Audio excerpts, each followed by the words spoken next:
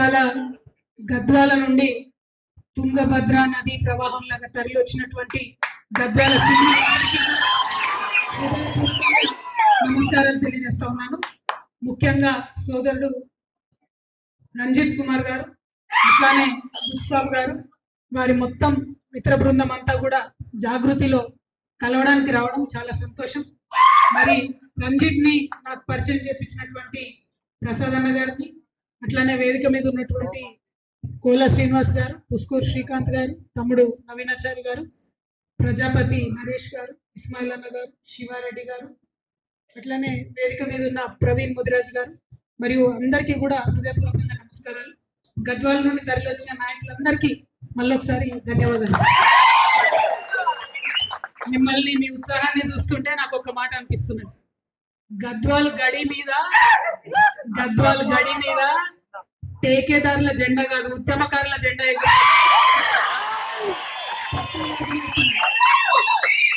ఎందుకంటే ఉద్యమంలో కొట్లాడి రాష్ట్ర సాధనలో ముందుండి ఆ తర్వాత కూడా అనునిత్యం ప్రజల మధ్యలో ఉంటూ ఒక యువకుడిగా ఉస్మానియా యూనివర్సిటీ స్కాలర్ గా పోయి ఉద్యోగం చేసుకోవచ్చు, హ్యాపీగా ఫ్యామిలీని చూసుకుంటూ ఉండొచ్చు. కానీ అవన్నీ పక్కకు పెట్టి నేను నా ప్రజల కోసం పనిచేయాలనేటటువంటి ఒక గట్టి సంకల్పంతో మరి 10 సంవత్సరాలైనా సరే, ఓటమి ఎదురైనా సరే, ఎప్పటికన్నా ఖచ్చితంగా నా ప్రజలకు న్యాయం చేయాలనే సంకల్పంతో రంజిత్ని, వారి కమిట్మెంట్ ని నచ్చి మరి మనం జాగృతిలోకి ఆహ్వానించడం జరిగింది. మా ఆహ్వానం మేరకు జాగృతిలో మీ మొత్తం బృందంతో వచ్చినందుకు అందరికీ కూడా మనస్ఫూర్తిగా ధన్యవాదాలు. గద్వాల్ అంటేనే మన అమ్మ జోగులమ్మ, ఆ అమ్మవారి దయతోని ఖచ్చితంగా రాష్ట్రం అంతా బాగుంటది. గద్వాల ప్రజల జీవితాల్లో కూడా మంచి మార్పును తీసుకొస్తామని ఈ సందర్భంగా తెలియజేస్తా ఉన్నాం. మనకు తెలుసు గద్వాల్ అంటే ఏం మాట్లాడతారు, ఒక పక్క చేనేత కష్టాలు, ఇంకో పక్క సీడిపత్తి కష్టాలు, ఇంకో పక్క దేశంలోనే అత్యంత వెనుకబాటుతనం ఉన్న ఐజా లాంటి మండలాలు.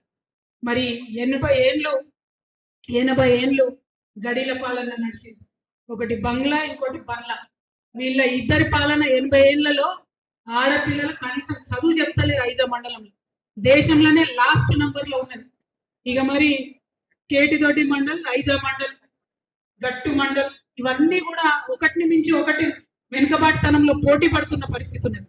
మరి అంత గొప్ప గొప్ప వాళ్ళు ఉంటే ఎందుకు వెనుకబాటుతనం అని ప్రశ్నిస్తున్నటువంటి నడిగదాకుల పోరాట సమితి, ఆ నాయకులకు అందరికీ కూడా మళ్ళీ అభినందనలు.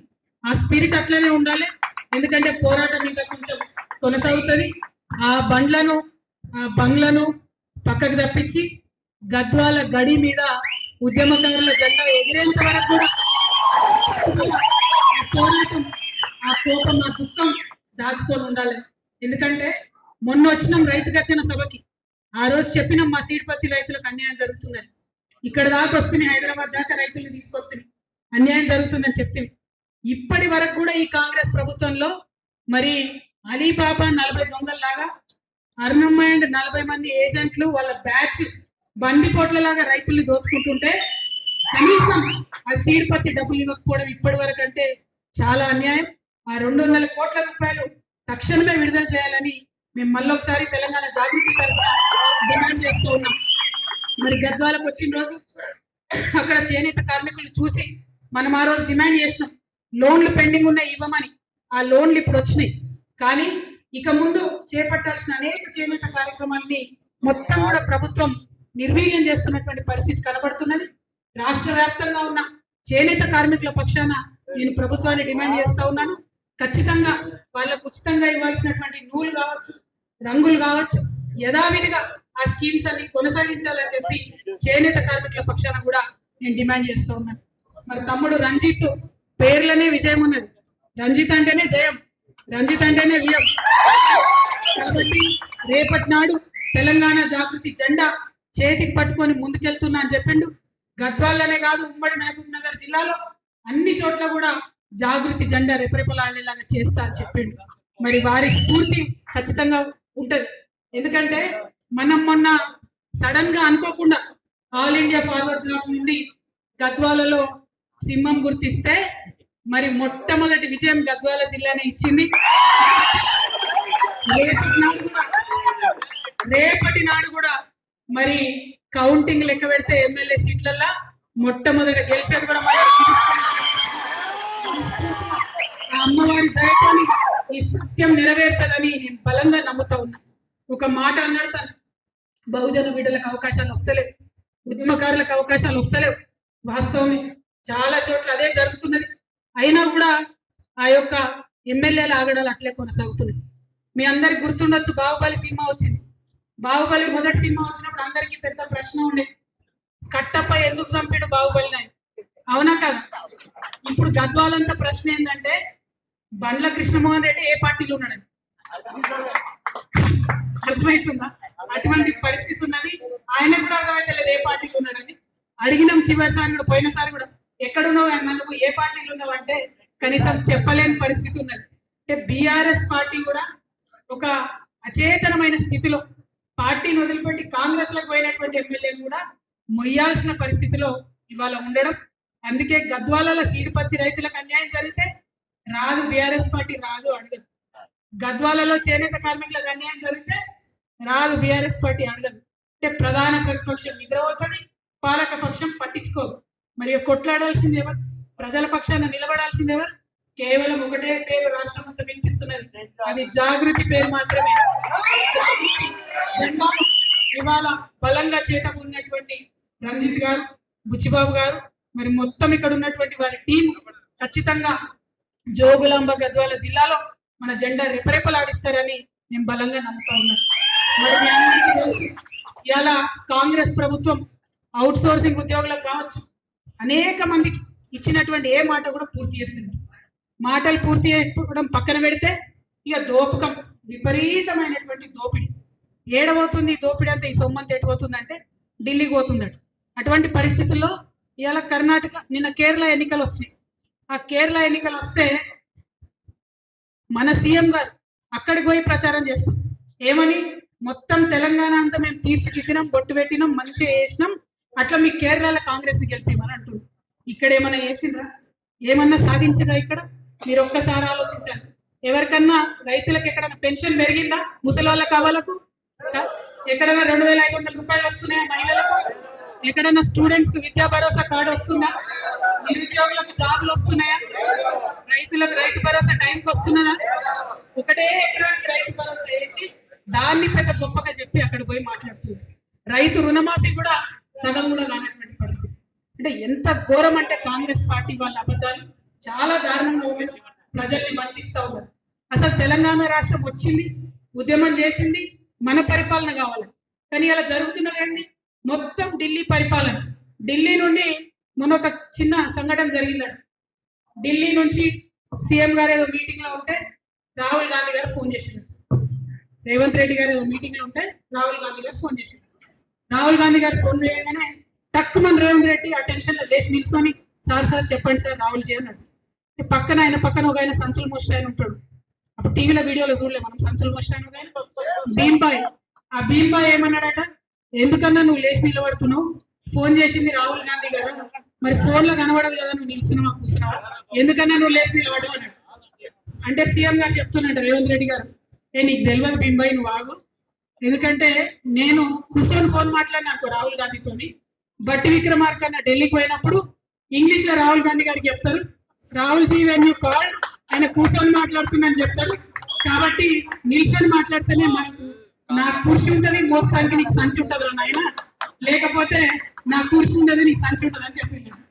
అంటే ఎంత ఘోరమైన గులాంగిరి అంటే, అంతకుముందు కూడా చూసినాం కాంగ్రెస్ పార్టీ ఉన్నప్పుడు ఎప్పుడైనా ఢిల్లీ హైకమాండ్ కింద పనిచేస్తారు. కానీ ఇప్పుడు మరీ దారుణం, ప్రతి ఒక్క రూపాయి తెలంగాణలో అక్రమంగా రియల్ ఎస్టేట్ వాళ్ళని బెదిరించి, హైడ్రా పేరుతో చెప్పి బెదిరించి, కాంట్రాక్టర్లను బెదిరించి మొత్తం డబ్బంతా కూడా కాంగ్రెస్ పార్టీకి పోతున్నది. ఇలా తెలంగాణ కాంగ్రెస్ పార్టీకి ఏటీఎం గా జరిగింది. మరి అయితే అన్నిటికీ కాంగ్రెస్ పార్టీకి ఏటీఎం అయిపోయింది.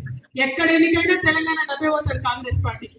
అయితే రాహుల్ గాంధీ ఫోన్ చేసింది కదా రేవంత్ రెడ్డి గారికి. ఫోన్ చేయగానే ఫోన్ ఎత్తినట్ట లేచి నిలబడి మాట్లాడుతున్నారు రేవంత్ రెడ్డి. మాట్లాడుతుంటే సీఎం అన్నాడట, రాహుల్ జీ బోలియా అన్నాడు. అంటే are you giving jobs? No Rahul ji. Are you giving salaries? No Rahul G.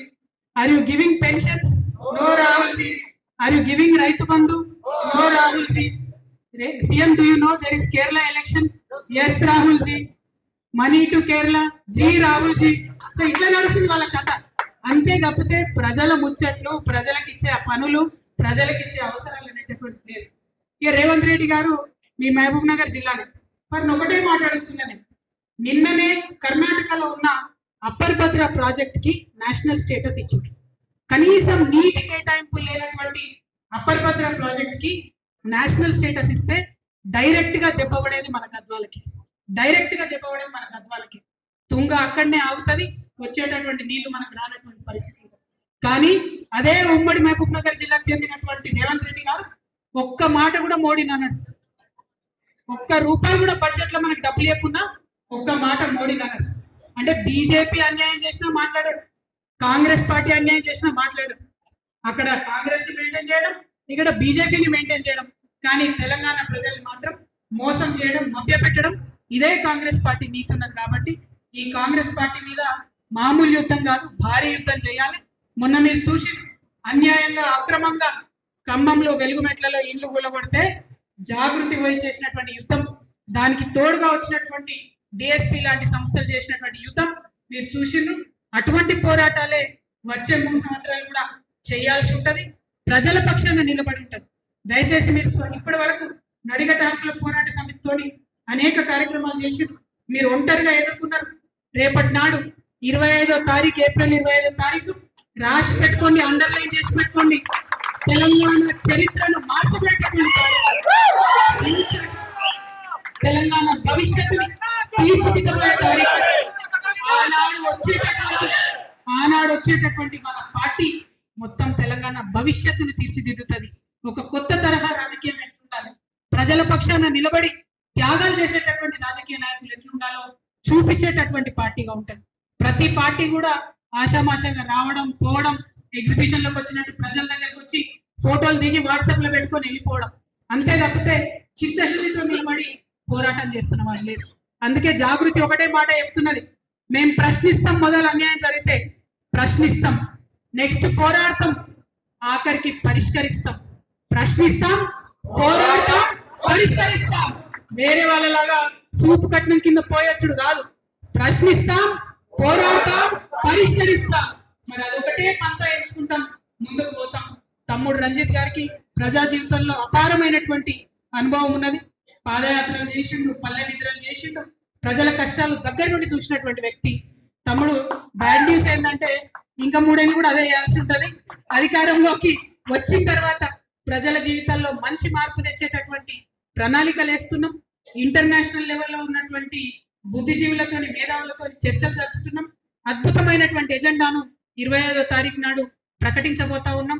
కలిసి వచ్చేటటువంటి శక్తులందరినీ కూడా కలుపుకొని ముందుకు పోతాం. కానీ ప్రజల మధ్యలోనే ఉంటాం, పప్పన్నం తింటాం, పాదయాత్ర వేస్తాం.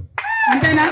ప్రజల మధ్యలోనే ఉంటాం, వారి సమస్యలు పరిష్కరించడానికి వారితోనే కలిసి నడుస్తాం. ఎందుకంటే ఇవాళ ప్రతి ఒక్కరు కూడా పెద్దవాళ్ళ గురించి మాట్లాడుతున్నారు.